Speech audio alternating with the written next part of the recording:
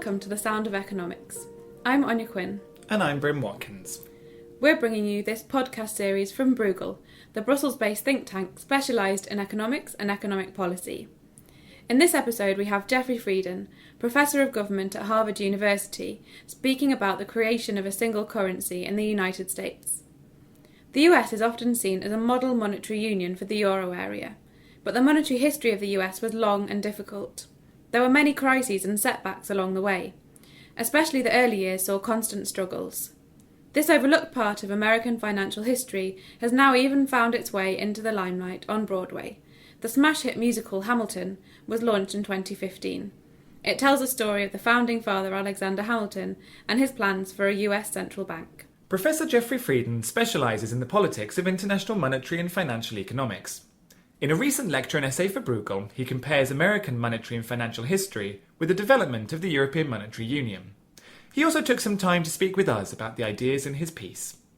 Frieden's first point was a warning to Europeans who think of the US Monetary Union as a template for Europe. Europeans don't often understand that the American Monetary and Financial Union was extremely difficult to achieve. In Europe, the order of the day, among other things, is to try to figure out how to move forward to have a common economic, monetary, fiscal, financial policy. Whether that will go forward or not still remains to be seen. In Europe, it's very much an open question. Many Europeans invoke the American context and the American experience as an example of how a common currency, a common fiscal and financial union could be formed. What I think most Europeans don't recognize is that it was extraordinarily difficult for Americans to create that common economic and monetary union. In fact, for many of the first decades of the American Republic, we did not have a single currency. We did not have a common central bank. We did not have a common financial system.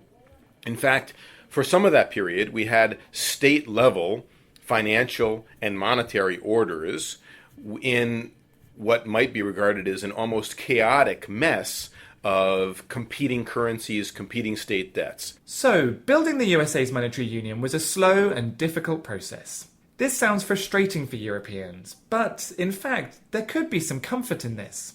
Maybe the current crises in Europe are just teething problems. Well, if Europe is just at the beginning of a journey to monetary union, how did things get started in the USA? The story begins really in 1789 when Alexander Hamilton is appointed Secretary of the Treasury, the first Secretary of the Treasury in the nascent American government. The country had no currency. The country was frozen out of international capital markets. And in fact, the 13 constituent states of the Republic were pretty much all in default or close to being in default on their debts. So Hamilton had a revolutionary, so to speak, plan to try to restore the creditworthiness of the United States. And that was to do what was called assumption. It was called assumption because it involved the federal government assuming the debts of the various states. These debts had been accumulated over the course of the Revolution. The revolution was fought largely by, to some extent, getting money from foreigners. The French, the Dutch, the Spaniards contributed to the revolution because, of course, England was their enemy, so the enemy of their enemy was their friend. But it was also financed to some extent by issuing worthless paper currency, that is by inflation, and by issuing debts that by 1789 were not being paid. So there was a whole class of creditors, foreign creditors, domestic creditors, who were not being paid by the various states. Hamilton believed that it was crucially important for the new federal government to establish its creditworthiness, and so he very controversially proposed to take over these heavily indebted states or take over the debts of the states and start paying them off. With haircuts, that is, he imposed costs on the creditors, but he started paying off debts that had been, in many instances, in default for 10 years. In the euro area, the idea that states might need to cover each other's debts is highly controversial. Well, the same was true in the USA's monetary union. Frieden explained how overcoming this controversy was vital for the USA to establish its monetary credibility. But stay tuned for a twist later in the story, where the USA's very own no bailout rule will cause havoc for big spending states. It was controversial because, of course, it meant that the taxpayers were going to be asked to service debts that had not been serviced for a long time, that the more solvent states were going to be asked to pick up the debts of the insolvent states, which had a distributional effect, and it implied the reorganization of the country's finances on a modern basis. Part of this plan on Hamilton's behalf was to create a new central bank, which was called the Bank of the United States. It later became called the First Bank of the United States for reasons that we'll see eventually, that would act as the fiscal and financial agent of the U.S. government and would also supervise American monetary and financial policy. This was very popular with the commercial and financial groups in New York, Philadelphia, Baltimore, and Boston. It was very unpopular with the farm states and the farming groups that didn't want to have central control over finance and central control over monetary policy. And that raises a broader question about the politics of monetary and financial policy in this period. There's more parallels with Europe here. Different regions and different interest groups all feeling that they need different monetary policies. In the case of the USA, there was tension between cities and more remote areas. While the cities were comfortable with central control, the remoter areas tended to be sceptical about centralisation. Likewise, the more established economies in the northeast had different wishes from the rapidly expanding frontier lands further west. So Hamilton eventually wins out, the first bank is set up, the state debts are assumed, then immediately the government acquires creditworthiness. And the federal government now is capable of borrowing abroad, and the first bank, the Bank of the United States, which is based in Philadelphia, starts establishing a financial system. So you get a modern financial system gradually built up over the course of the years. But again, these conflicts erupt because the Bank of the United States is a bank which is trying to restrain money supply growth, to restrain economic activity, because it doesn't want to encourage or doesn't want the country to fall into high rates of inflation. It doesn't want to get into a circumstance where loans are being extended that can't be serviced. It wants to make sure that the financial activities are reliable, that fiscal policy is relatively conservative. And so the bank acts in a variety of ways to restrain the activities of banks on the frontier and of financial activity on the frontier. This gives rise to a lot of opposition among farmers on the frontier and in the rapidly growing areas. So you have, over the first 20 years of the Republic, this conflict again between the more stable, fiscally and financially conservative regions, New York, Philadelphia, Boston, Baltimore on the one hand, and the more rapidly growing farm regions in the South and the West on the other. In Europe, progress towards monetary union is often described as irreversible. The fear of a backward step drove European policymakers to do all they could to keep Greece in the euro. But does it have to be this way? For example, was the emergence of American monetary union a one-way street? Well, to put it simply, no. In 1811, the first central bank of the USA was closed altogether. Why did this happen, and what were the consequences? Congress refuses to renew the charter of the Bank of the United States because it wants to free itself from the restraints that Hamilton's bank is imposing on economic growth and activity. The timing was poor. They did this in 1811, and the next year, war broke out with England, and since we no longer had a fiscal agent that could borrow reliably on international and domestic capital markets, there was no way to finance the War of 1812, and we ended up losing it to the British and getting our capital burned. So after the war was over in 1815, Congress reconvened and said, well, maybe having a central bank is not such a bad idea, and they established a second central bank, which is now called the Second Bank of the United States, also based in Philadelphia. The underlying conflict of interest remained, however, and eventually what happens is that Andrew Jackson comes to power as president, and he came from Tennessee, from a frontier state. He is extremely hostile to the Second Bank of the United States, and eventually convinces the Congress not to recharter it, so the bank is closed down. So once again, the more conservative or fiscally and financially responsible actors are defeated by the rapidly growing frontier. And starting in the 1830s, as the bank is closed down, you get this huge borrowing boom on the frontier. From 1836 onward, for the next 6 or 7 years, the state governments and banks and farmers and canals and railroads on the frontier borrow massively in order to be able to finance the expansion of economic activity that's going on. Of course, the borrowing boom leads to a bubble, and eventually, in the early 1840s, the bubble bursts, and 8 states and 1 territory are in default, can't service their debts. Well, remember, going back to assumption, that Alexander Hamilton had convinced the federal government to assume or take over the bad debts of the states. And one of the reasons people had been willing to lend to the states in the 1830s was they expected that the federal government would bail out the states if they got in trouble. But what happens in 1841, 42, 43 is it's only 8 states that are in trouble. And the other 15 states say, we're not in trouble. We're the reliable ones. We're the responsible ones. It was Georgia and Michigan and Illinois that got into trouble. Why should New York and Massachusetts pay to bail out those states? And there was no bailout. Right? So in the first instance, the federal government did bail out the states, and that created a certain amount of moral hazard. In the second instance, there was no bailout. The states defaulted.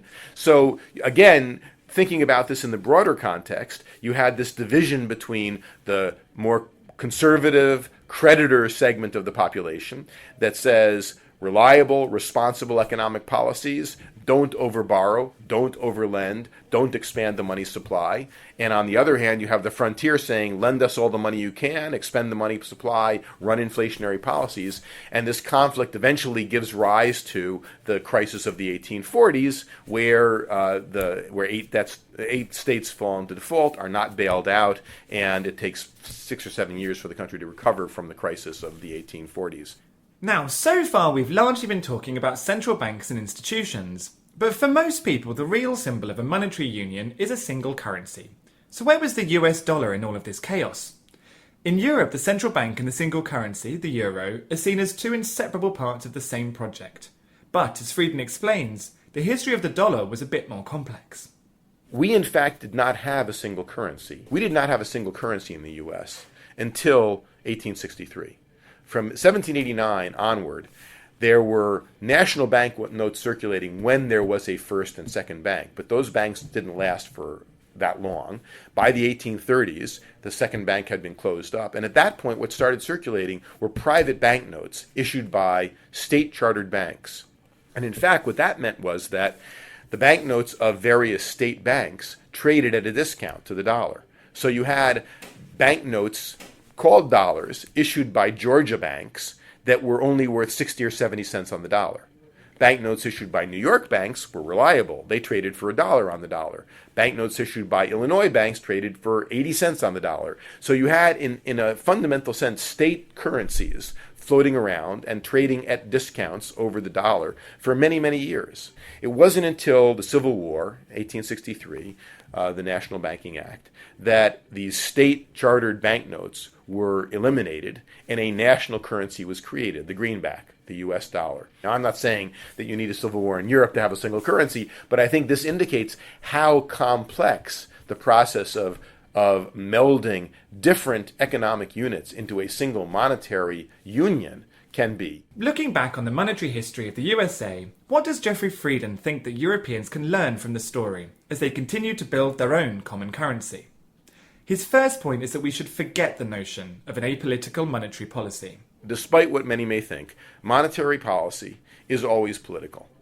There are always going to be conflicts of interest. There are always going to be those who want monetary policy to be looser so that they can borrow more easily, and those who want monetary policy to be tighter so that they can make more money on their savings. In the United States, that was largely a regional issue, where the northeastern financial and commercial centers were the tight money, more conservative monetary bloc, and the frontier was the more loose money, more expansionary monetary bloc.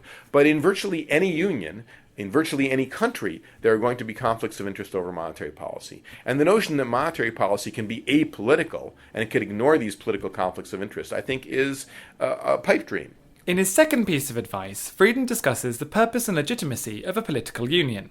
Looking at monetary policy, there is a difficult balance between the central authorities and the member states. Both need to be credible and responsible.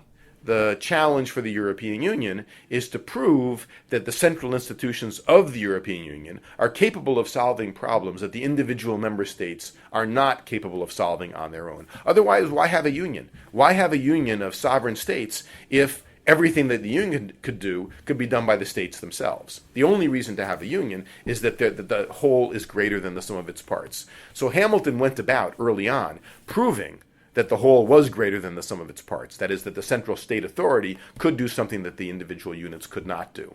But that then creates a problem. It creates a problem of moral hazard. Because if the central authority is going to take responsibility for the debts of the states, then the states have no incentive to restrain themselves when they start borrowing. The same thing is true in the European Union. If the European Union is seen as taking responsibility for the financial activities and perhaps the financial misdeeds of its member states, then there is no incentive for the member states to exercise restraint as they move forward. Right? So the way that worked its way out in the American context was when people expected a bailout in the 1830s rather, and didn't get it in the 1840s, it demonstrated that although the central authority could take responsibility for the actions of the states, it was not going to bail them out when they engaged in irresponsible behavior. And that is, in some sense, the fundamental problem that the European Union faces today. On the one hand, the European Union needs to establish the willingness and ability of central authority to deal with problems that individual member states can't deal with on their own. On the other hand, it has to make clear that the member states are responsible for their own behavior. So you need central authority while reducing to the minimum moral hazard. And there's one final thing that I'm sure all the Europeans listening want to know. How long is this going to take?